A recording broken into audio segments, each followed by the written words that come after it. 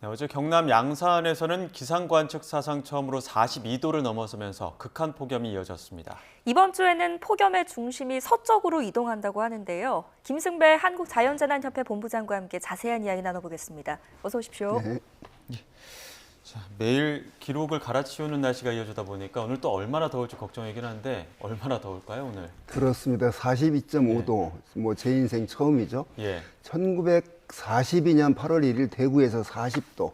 그 기온 때문에 대구가 데프리카 이제 이랬거든요. 2018년 8월 1일 강원도 홍천에서 41도로 또 기록을 깼거든요. 74년 만에 41도 기록했습니다. 그런데 8년 만에 그 기록이 깨졌습니다. 42.5도 경남 양산에서 나타난 건데요. 예. 이제 왜 양산이냐, 이제 여러 가지 복합적인 요인이 있는데 우선 그 정도로 기온이 올라갈 수 있는 그런 그 공기들이 우리나라에 덮여 있다 이렇게 봅니다. 그러면 똑같이 42도가 전국에 나타나는 게 아니거든요. 예. 그 지역의 그 어떤 지형적인 영향 때문에 더해지고 홍천에 41도 나타날 때도 동풍이 불면서 태백산맥을 타고 넘어간 그 공기가 더 기온이 올라가는 팬 현상이 더해져서 41도 기록했거든요. 42.5도 나타난 이 양산도 지금 이제 그런 지형적인 특성이 있는데 지금 앞으로 그 시원해질 구석이 없거든요. 네. 공기가 뭐 바뀐다거나, 자 비가 온다거나 그러면 예. 대기가 좀 식겠죠. 근데 비가 당분간 오진 않을 겁니다. 저 태풍 남쪽에 있는데 거리가 멀고요. 그 태풍이 우리나라를 향하고 있지 않거든요. 여기 이런 거기 때문에 앞으로 매일매일 이제 불을 더 떼는 격이다.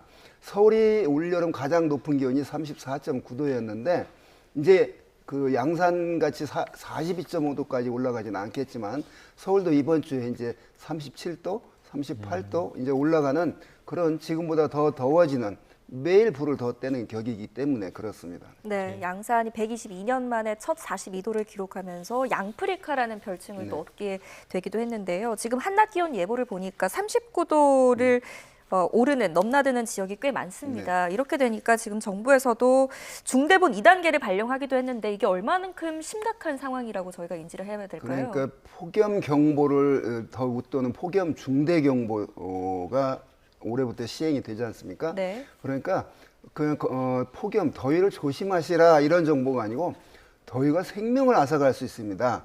조심하세요. 이런 정보거든요. 자, 우리 몸의 온도가 36.5도이기 때문에 체감 온도가 38도, 또 온도계가 가리키는 건고 온도계가 39도면 우리가 그 체온 조절이 안 되거든요. 그래서 노약자들이나 기저질환자들은 자신도 모르게 쓰러질 수가 있는 그런 정도의 폭염입니다. 37도, 8도는. 자, 이런 상태가 하루 잠깐 나타나고 끝나는 게 아니라 여러 날 지금 이어지고 있는 게 문제죠. 네. 또 밤 기온이 떨어지지 않습니다. 아무리 낮에 더워도 밤에 좀 기온이 떨어지면 우리 몸이 회복할 시간이 생기는데 밤 기온도 역시 떨어지지 않기 때문에 이러한 상태가, 그래서 폭염을 따질 때 하루 최고 기온만 따지는 게 아니라 그 더위가 35도 이상인 날이 며칠 이어졌느냐, 40도 이상인 날이 며칠 이어졌느냐 이걸 따지게 되는데 지금 양산에서는 5일째 어제 기록을 했거든요. 자, 단순히 기온 높은 게 문제가 아니라 이런 더운 날씨가 밤낮 없이 더운 날씨가 여러 날 지속되고 오늘 시점에서 앞으로 상당 기간 지속될 것이다. 그래서 이제 두려운 거죠. 앞서 본부장님 그 더위가 물러갈 구석이 없다 이런 말씀해 주셨는데 그런 더위가 지금 수도권으로 계속 몰려오고 있는 거 아닙니까? 수도권 날씨 전망 어떻습니까? 그렇습니다. 지금은 바람이 태풍이 공기의 순환이 북태평양 고기압 가장자리에 따라 바람이 공기가 들어오기 때문에 서풍 계열입니다. 남서풍 또는 북서풍인데 그게 동쪽 지역에 팬 효과가 나타나서 강릉, 그 양산 이런 동남쪽의 기온이 높았거든요. 이게 점점 태풍이 밑으로 중국 쪽으로 다가가면서 바람이 바뀌게 됩니다. 서풍에서 동풍 계열로 바뀌게 됩니다. 그러면 이 동쪽에서 그러면 이제 동쪽은 그 폭염이 끝납니다. 오히려 서늘해집니다. 찬 공기가 들어가기 때문에. 그런데 이제 이 팬 효과가 더해지는 서쪽 지방이 이제 높아질 겁니다. 그래서 서울 올여름 최고 기온이 34.9도였는데 앞으로 이번 주 37도, 8도까지 이제 올라가는 그런 폭염이 이어질 거고요. 어딘가는 또 이런 팬 효과가 더해져서 지형적인 효과 때문에 또 그 지역의 기온을 깰 겁니다. 서쪽에서도 뭐 40도 나타날 수 있는 그런 날씨가 이제 예상이 됩니다. 네, 예. 앞서서 잠시 짚어주셨지만 밤에도 더위가 식지 않아서 뭐 에어컨, 선풍기 틀어놓고 주무시는 분들 그렇게 해도 잠 못 이루는 분들이 많으신데 밤에는 좀 더위가 식을만 하잖아요. 근데 왜 이렇게 밤더위가 기승인 걸까요? 그렇죠. 해가 떨어지면 자연적으로 기온은 떨어지게 돼 있습니다. 네. 그런데 수증기가 많아서 그 열기를 가둬놓는다거나 또 대도시는 낮에 가열된 아파트에서 밤이 되면 해가 떨어지면 이제 낮에 품었던 열을 대기로 방출하거든요. 예. 그래서 도시 열섬 효과라는 게 나타나는데 또 밤새 실내를 시원하게 하기 위해서 가동하는 게 에어컨이죠. 에어컨 실외기는 뜨거운 공기가 나오는 겁니다. 네. 그래서 도시에서는 밤 기온이 떨어지지 않는 그런 효과가 생기는데 밤에는 좀 기온이 떨어져 줘야 우리 인간의 몸이 회복하는 시간이 되는데 그렇기 때문에 더욱더 위험한 그런 이 여름을 보내고 있고요.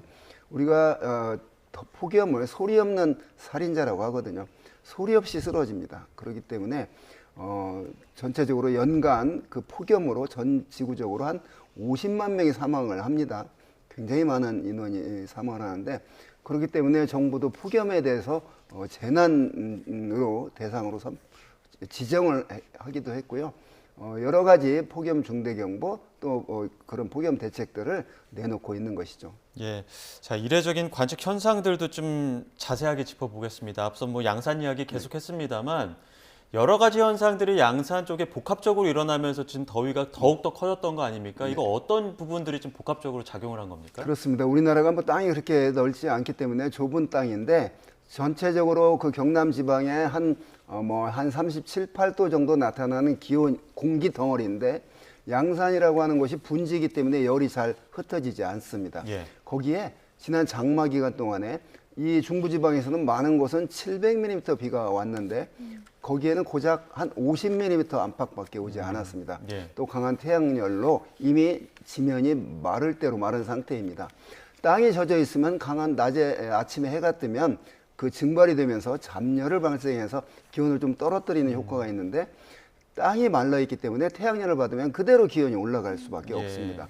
또 그런 효과들에다가 분지 효과 또 소백산맥 동쪽에 있으면서 북서풍이 산을 타고 넘어가면서 페인 효과가 더해지고 또 양산이 요즘에 신도시가 개발이 돼서 도시화가 많이 됐다고 그래요. 그래서 그 아까 말한 도시 열섬 효과까지 더해지면서 양산이 이제 전국에서 가장 높은 또 우리나라에서 나타난 적이 없었던 42.5도가 나타났습니다. 굉장히 놀라운 현상인데요. 전체적으로 큰 틀은 지구 온난화 속에서의 그런 어떤 작은 그런 지형적인 효과가 더해졌기 때문에 이제 앞으로 이런 40도 넘는 날씨가 여름에 자주 나타날 것이다 이제 이렇게 우려가 되는 것이죠. 네, 예. 남부지방에서는 또 더위 그 이상의 재난이 지금 또 겹친 상황입니다. 가뭄도 심각한 네. 상황이라고요. 그렇습니다. 지금 우리나라가 여름철에 그 장마 기간 중에 1년에 내릴 비의 한 30에서 40%가 장마 때 내려야 되거든요.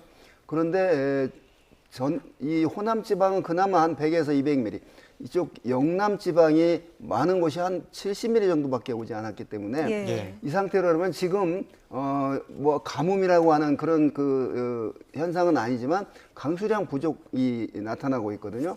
자, 이 여름철에 비가 오지 않으면 이제 예상되는 게 가을, 겨울, 내년 봄까지는 이제 그때는 이제 가뭄이라고 말할 겁니다. 네. 자, 이거를 만회할 수 있는 기회는 있습니다. 태풍이죠. 아. 그런데 이 지금 13호 태풍이 방향이 우리 쪽이 아니거든요. 예. 뭐 그 태풍이 올해 마지막 태풍은 아니기 때문에 만약에 이대로 그 태풍이 제대로 영향을 주지 않는다거나 그러면 이 심각한 가뭄이 영남 지방에 나타날 겁니다. 이미 강수량이 부족한 상태입니다.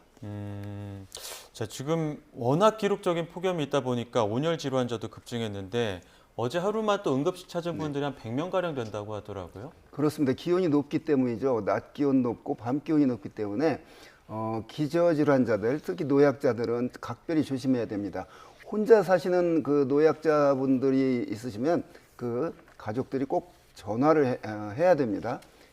2003년 유럽에서 7만 명의 그 폭염으로 사망자가 생겼을 때 그때 유럽의 문화상 한 달 내내 바캉스를 간다고 그래요. 그래서 대부분 집에 있는 분들이 이제 노약자였다고 그럽니다. 자, 그런 그 위험성이 있기 때문에 이런 상태가 계속 지속이 되면 온열 질환자는 더 늘어날 수밖에 없습니다. 네, 지금 또 야외에서 하는 뭐 야구 경기 그리고 뭐 콘서트 이런 행사들 있지 않습니까? 이런 더위에 지금 노출이 된다 보면 이제 안전까지 위협을 받는 상황인 거죠. 그래서 취소해야죠. 예. 그 폭염 중대경보 하에서는 당연히 그런 야외 경기 취소해야 됩니다. 덥기 때문에 그렇고요. 단순히 덥다, 불편하다 정도가 아니라 생명이 위험하다 이런 상태이기 때문에 그런 행사들을 적절히 대처해야 되겠고, 특히 그 산업 현장, 건설 현장에서는 요즘 같은 폭염에서는 작업을 중지한다거나 또는 그 얼음 조끼를 입거나 등등 그 체온 관리에 각별히 신경을 써서 위험한 상태에 도달하지 않도록 해야 되겠습니다. 예. 그러니까 중대본 2단계 지금 발령이 돼 격상돼 있지 않습니까? 네, 그렇습니다. 2단계 정도라고 하면 그냥 야외 활동하지 아예 말라 이거죠. 활동을 중지하고 그런 그늘에 있으라 이제 이런 그런 경보거든요. 예. 근데 또 이런 날씨에 물놀이 하는 분들도 많고 저희가 피서제 현장들도 연결해서 전해드렸는데 한강에서 수영하던 30대가 그 심정지 상태로 발견된 사고가 있었습니다. 근데 수문으로 빨려 들어가는 사고가 있었는데 이건 어떤 그렇습니다. 원인이었던 이제 겁니까? 덥기 때문에 물에 들어가는 건 뭐 시원하게 하는 방법 중에 하나입니다. 아까 말했듯이 빨려 들어간다거나 이런 그 예상하지 못한 그런 안전 사고와 관련된 것이고, 더운데 물에 들어가서 사망했다라고 보기는 그건 어려운 사건이라고 근데 이게 봅니다. 수위 조절하는 수문이 열려 있었다라고 봐야 되는 거예요. 그런 안전 관리를 해야죠. 그럼 지금 더군다나 더웠기 때문에 밑에 물놀이 하는 사람이 있으면 그건 수위 조절할 때 알려준다거나 통보를 한다거나 그런 각별한 그런 안전 사고라고 생각을 합니다. 네. 예. 자, 요즘 같이 이렇게 더운 날, 가만히만 있어도 숨이 차오르는 이런 더운 날에서 특히 필수 가전이라고 할까요? 선풍기 사용하시는 분들 많으실 텐데요. 이 40도가 넘으면 선풍기 바람이 오히려 위험하다고 합니다. 세계보건기구에서 권고한 폭염 대응 수칙 살펴보겠습니다. 네, 먼저 가장 중요한 수칙이죠. 요즘처럼 폭염이 극심한 때는 한낮뿐 아니라 오전 11시쯤부터 외출을 자제하는 게 좋습니다. 더울 때 햇볕 아래에 있으면 체감 온도가 실제 기온보다 무려 10도에서 15도나 높아지기 때문인데요. 하루 2-3시간 정도는 냉방시설이 있는 시원한 장소에서 보내는 것도 중요합니다. 요즘 실내에선 선풍기를 거의 24시간 풀 가동하고 계실 텐데요. 바깥에서도 휴대용 선풍기로 바람을 쐬는 사람이 적지 않습니다. 그런데 기온이 40도를 넘으면 선풍기 바람이 오히려 체온을 높여서 위험하다고 합니다. 땀을 증발시켜 몸의 열을 낮추는 선풍기의 원리 때문인데요. 주변 기온이 피부 온도보다 높아지면 오히려 뜨거운 공기가 몸으로 전달될 수 있기 때문입니다. 따라서 40도가 넘은 시간대에는 에어컨을 켜거나 냉방시설이 있는 곳으로 대피하셔야겠고요. 또 에어컨을 켤 때는 선풍기를 함께 사용하면 실내 온도를 4도 정도 더 낮추고 냉방비도 크게 절감할 수 있다고 합니다. 이와 함께 갈증을 느끼기 전에 미리 물을 마시는 것도 중요한데요. WHO는 1시간에 1컵 정도를 규칙적으로 마시라고 권고합니다. 노인이나 영유아의 경우 특히 직사광선 노출을 최소화하고 유모차는 마른 천이 아닌 젖은 천으로 덮는 게 좋습니다. 좀 눈여겨볼 만한 내용 중에 선풍기를 틀면 오히려 몸의 온도를 높이는 꼴이 되는 겁니까? 그렇습니다. 만약에 42.5도 기록한 그 지역에 선풍기를 켜면 네. 선풍기가 보내주는 공기가 42.5도짜리거든요. 우리 몸이 36.5도인데 몸을 물론 식혀주기 위해서 선풍기를 가동하는데 그런 주변 온도가 높을 때는 에어컨을 켜서 온도를 낮춘 상태에서 사용하라. 이제 이런 권장 사항입니다. 근데 에어컨 없는 있기야 다 있겠지만 에어컨 켜기 좀 어려운 분들도 있지 않습니까? 취약계층이라든가 이런 분들은 선풍기에 의지할 수밖에 없을 텐데. 그래서 예. 이런 폭염 때는 정부가 해야 될 일이 에너지 불균형. 그러니까 예. 돈이 없어서 예. 그 에어컨을 설치를 못했거나 또는 전기료가 없어서 에어컨 가동을 못한다거나 이런 입장에 있는 분들이 있을 거거든요. 예. 자, 그런 분들을 이제 정부가 그 보살펴야 된다고 봅니다. 예. 그 쉼터를 이용한다거나 그런 에어컨 설치가 된 곳으로 옮긴다거나 이런 예. 적극적인 조치가 필요합니다. 예, 자 지금 전국에 폭염이 이어지고 있는데 앞서도 말씀하신 것처럼 태풍도 좀 멀리 있지 않습니까? 특히나 이제 북상 중인 13호 태풍 돌핀이 좀 변수라고는 하는데 아직은 좀 그 경로를 유동적이라고 봐야 되는 겁니까? 그렇습니다. 태풍의 그 공식 예상 일자가 5일입니다. 예. 오늘이 3일이니까 한 8일 이후 이제 어떻게 될 것인가 문제인데 지금 보면 7일까지는 이 태풍이 우리나라 쪽으로 또는 일본 쪽으로 통상 태풍이 오다가 이렇게 방향을 북동쪽으로 전향을 하게 되는데 이번 태풍은 그대로 서쪽으로 진행할 것으로 보입니다. 그 이유가 우리나라 지금 덮고 있는 이 폭염 때문에 폭염을 가져온 고기압이 북태평양 고기압 또 그 위에 티벳 고기압이 있는데 이 강력한 고기압을 태풍도 강력하지만 뚫지는 못할 것 같아요. 예. 그래서 그대로 오키나와 한 7일 만약에 이 상황에 여름에 오키나와 여행 계획이신 분들은 각별히 참조를 해야 됩니다. 강력한 태풍 강도 5에서 강도 4로 약간 낮아졌지만 그래도 여전히 강한 태풍입니다. 저 태풍 진로 보듯이 그대로 방향을 우리나라 쪽이나 일본 쪽으로 꺾을 그런 진로가 아니거든요. 예. 네. 그 이유가 위에 우리나라 한반도 주변에 덮고 있는 고기압 때문에 그렇거든요. 그대로 아마 상해 부근으로 상륙해서 태풍의 일생을 마칠 것으로 보이는데 이 태풍이 저는 개인적으로는 온다기보다도 저 남부지방 비를 좀 가져다 주길 바랬거든요. 네. 그런데 그대로 서쪽으로 들어갈 것 같습니다. 지금 태풍 돌핀이 이제 어느 경로를 가느냐에 따라서 또 한반도의 날씨도 극과 극의 상황을 맞이하게 될 텐데요. 저게 만약에 지금 경로대로 중국으로 향하게 된다면 한반도에는 어떤 영향을 미치게 되고 한반도로 향하게 된다면 어떤 영향을 미치게 될까요? 한반도로 향하게 되면 아까 말했듯이 그 남부지방에 비를 좀 가져오고 폭염은 좀 비 때문에 완화가 될 겁니다. 그런데 그러려면 북태평양 고기압이 풍선에 바람 빠지듯이 좀 남쪽으로 빠져줘야 되는데 그럴 가능성이 없다고 지금 슈퍼컴퓨터가 모의를 하고 있는 거거든요. 만약에 그대로 간다 그러면 이제 폭염이 아까 말한 서쪽 지역이 동풍이 더 강화되면서 더 폭염이 가중될 그런 조건에 들어갑니다. 그런데 거의 여러 나라들이 중국으로 그대로 들어가는 걸로 모의를 예상을 하고 있기 때문에 폭염이 더 지속이 될 것이다. 바라는 비는 오지 않을 것이다. 이렇게 예상합니다. 워낙 덥다 보니까 태풍이라도 좀 스쳐갔으면 이런 또 그 바람까지 나올 정도로 그러면 효자 태풍이라고 아마 부를 예, 겁니다. 참 이례적인 현상들이 좀 많은 것 같은데요. 우리나라뿐만 아니라 지금 세계 곳곳이 폭염으로 시름하고 있습니다. 지금 강진이 일어난 일본 구마모토에는 폭염으로 인한 2차 피해도 있다고 하는데 어떤 상황인 겁니까? 거기는 우리나라보다 더 더운 기온이 높은 공기에 덮여 있습니다. 같은 북태평양 고기압인데 우리나라는 그 고기압의 가장자리고 일본은 그 고기압의 중심에 들어 있거든요. 그렇기 때문에 또 거기는 태평양 바다를 끼고 있기 때문에 여행을 가본 분들은 알겠지만 우리나라보다도 더 습하고 기온이 높습니다. 자, 지진으로 상당한 피해가 났는데 그 피해 복구하는 작업 인력들이 그런 폭염에 고생을 한다고 그러는데 한국보다 더 덥습니다. 지금 그곳은. 예.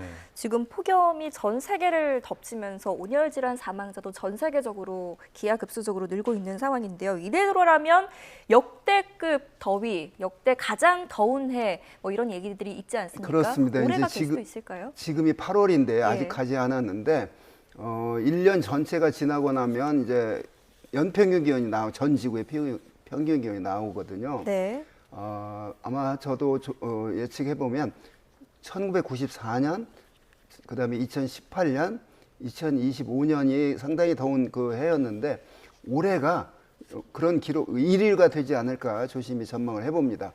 왜 그러냐면 지금 저 적도 태평양상에 그 엘니뇨 현상이 나타나고 있거든요. 예. 이 엘니뇨가 기여하는 게 전 지구의 평균 기온을 높일 겁니다. 바닷물이 따뜻해지는 게 엘니뇨 현상이기 때문에 대기 중으로 따뜻한 수증기를 많이 방출할 것이고, 자, 그 수증기들이 어디에서는 가뭄, 어디에서는 홍수, 이걸 이제 만들어낼 텐데, 그래서 전 지구적으로 지금 북반구는, 남반구는 겨울이지만 북반구 유럽, 우리나라, 북미, 미국 이쪽에 기온이 지금 높은 상태가 유지가 되고 있습니다. 전체적으로는 기후 변화, 지구 온난화 때문에 그렇고 지역적으로는 이제 엘니뇨 현상 더해지고 또 뭐 양산처럼 그런 지형적인 영향이 더해지고 이제 이런 효과들이 나타나고 있는 겁니다. 예. 그 사실 수도권이나 도심에서는 더우면 안 나갈 수도 있고 그렇지만 이제 농가나 축산업 하시는 분들 또 그쪽에서는 어찌됐든 간에 생계를 위해서라도 일을 또 나가야 되지 않습니까? 이런 분들은 더욱더 주의하셔야 될 부분들이 있을 것 같은데요. 그렇습니다. 농사일을 관둘 수는 없죠. 그래서 해 뜨기 이른 새벽에 작업을 한다거나 한낮에는 절대 위험합니다. 특히 요즘 농촌에는 거의 다 그 고령자들이 계시지 않습니까? 네. 그렇기 때문에 또 혼자 그래서 일하면 위험합니다.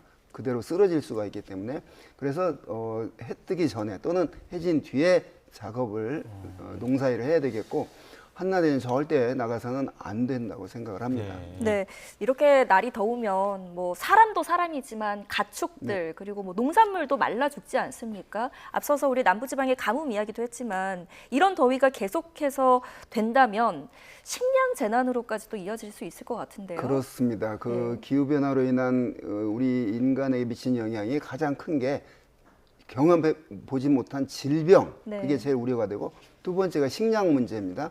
지금 이렇게 더우면 그 바닷가에서 양식업 하시는 분들도 굉장히 지금 힘들 거고요. 농사일에도 굉장히 힘들 거라고 생각합니다. 이 폭염이 영향을 주는 건 전력 문제뿐만 아니라 그런 그 식량 문제, 전 세계적인 그런 그 문제를 일으키는 게 이 폭염이라고 생각을 합니다. 네, 이제 뉴 노멀, 폭염이 뉴 노멀인 시대가 왔는데 이거는 이제 나라 정부 차원에서도 대응 시스템을 좀 재편해야 하지 않나 이런 목소리도 나오던데요. 그렇습니다. 이제 폭우 문제도 아까 배수 문제 뭐 예. 이런 게 다 수반이 되겠지만 이 폭염 문제도 이제 40도 넘는 게 이제 일상화될 것이다. 이런 거에 따라서 어떤 도시의 바람길이라거나 이런 도시를 설계할 때부터 그런 폭염에 대한 그 대책이 필요하다고 봅니다. 금방 한 뭐 1, 2년 사이에 되는 문제는 아니지만 네. 그런 특히 정부 같은 경우는 이제 그 쉼터를 널리 확장을 한다거나 이런 대책이 필요하다고 봅니다. 네. 예, 앞서 그 가뭄으로 지금 문제가 되고 있는 곳들도 있지 않습니까? 그 가뭄 대책으로 해야 봐야 될까요? 지금 뭐 당장에는 단수 조치하는 곳도 있다고 하는데 지금 당장 할 수 있는 대응들은 어떤 게 있습니까? 지금 비가 오지 않는 상태이기 때문에 예. 앞으로 더 가뭄이 심해지겠죠. 그러니까 지금 댐이 저수율이 뭐 30%, 뭐 35% 이러면 앞으로 날이 갈수록 그게 내려가기 때문에 단시간에는 지금 벌써 단수 조치됐다는 건 굉장히 심각한 지역이라고 생각을 합니다. 자, 지금은 어찌됐건 물을 아껴 쓰는 수밖에 없습니다. 하늘에서 떨어지기 전까지는 예.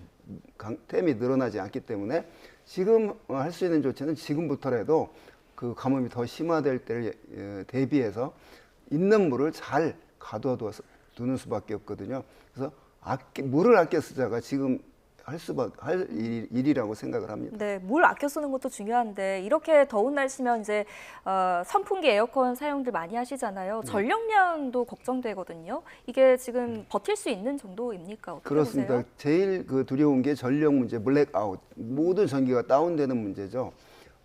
그런 걸 잘 이제 그 전력 생산하는 쪽에서 지금 예의주시하고 있을 텐데요. 네.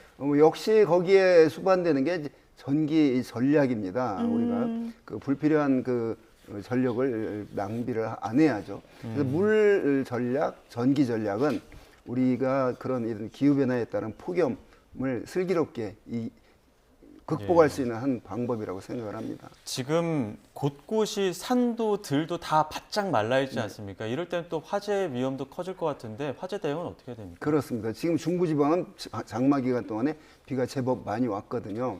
그런데 아까 말한 영남 지방은 비가 적게 와서 땅이 메말라 있기 때문에 이때 우리나라는 저 미국의 캘리포니아나 유럽의 뭐 그리스 쪽처럼 가뭄으로 고온 현상으로 자연적인 발화 현상까지는 잘 생기지는 않습니다. 그래서 이런 때 조그만 사소한 더운데 무슨 산에서 캠핑하는 분들은 요즘엔 없을 거라고 보는데 그런 산불 예방을 위해서는 그 불 관리를 잘 해야 됩니다. 담배꽁초를 자동차 밖으로 던진다거나 이런 거를 각별히 조심해서 산불 예방에 건조한 지역은 신경을 써야 됩니다. 네. 네. 자, 폭염 속의 생존법 좀 더 짚어보겠습니다. 이제 많은 분들이 뭐 양산이나 또 차양막 활용하시는 분들 많이 계실 텐데 어린이나 영유아들과 함께 외출할 때 이렇게 이제 유모차에 차양막을 씌워주거나 이러는 경우도 많지 않습니까? 근데 그게 또 오히려 위험을 키울 수도 있다고 지적을 하더라고요. 그렇습니다. 어떤 아까도 이야기입니까? 그 행동 요령에 그 예. 젖은 마른 천 덮지 말고 젖은 천 덮으라는 네네. 게 그 잡열이 해양을 받아서 수분이 증발할 때 잡열을 생겨서 온도를 낮추는 효과가 있거든요. 네. 제일 중요한 건 차 안에 영유아 두고서 잠깐이라도 그 떠나면 안 됩니다. 예. 차 안의 온도가 5, 60도에 달하기 때문에 그렇습니다. 그런 면에서 이제 이 폭염 행동 요령을 잘 해서 제일 주의할 게 물을 주기적으로 마시고 그늘에서 쉬어야 되고 충분한 휴식을 취해 주는 게 폭염 그 온열 질환을 예방하는 가장 적절한 방법이라고 봅니다. 네. 또 주차된 차량에 이렇게 이제 반려견과 함께 외출했을 당시에 그 뭐 차 문만 좀 열어놔주면 혼자 둬도 괜찮겠지라는 그런 안일한 생각을 또 하시는 분들 계실 것 같아요. 굉장히 위험합니다. 네. 물론 꽉 창문이 안 열리는 것보다는 좀이라도 열어놓는 게 좀 낫겠지만 네. 그러나 밖의 온도가 지금 35도, 40도면 차 안의 온도는 뭐 40도 당연히 이상이 됩니다. 이 앞에 본네트에 계란을 이렇게 딱 깨서 놓으면 네. 후라이가 될 정도로 아. 그 정도의 고온이거든요. 철판이기 때문에 차 안에 어린이를 두고 절대 차를 떠나서는 안 됩니다. 위험합니다. 알겠습니다. 여기까지 듣겠습니다. 지금까지 김승배 한국자연재난협회 본부장과 이야기 나눴습니다. 고맙습니다. 네.